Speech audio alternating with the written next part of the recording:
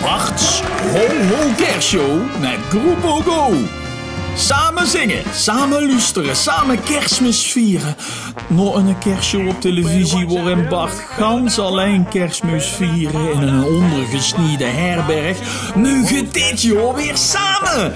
Beleef het heerlijke ho-ho-ho kerstgevoel met beroepsbegondier Bart en zijn bebop swingende band. Ze trakteren ook op een menu vol smakelijke luisterliedjes, ontroerende verhulkes en keibekende kerstklassiekers die gewoon mee moet zingen.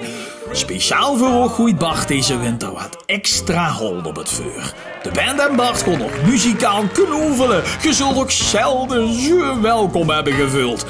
De tafel is gedekt, de ezel is gestrekt. Dus schuif aan en proef Bart's liefde voor jingelende welkes en buim vol ballen.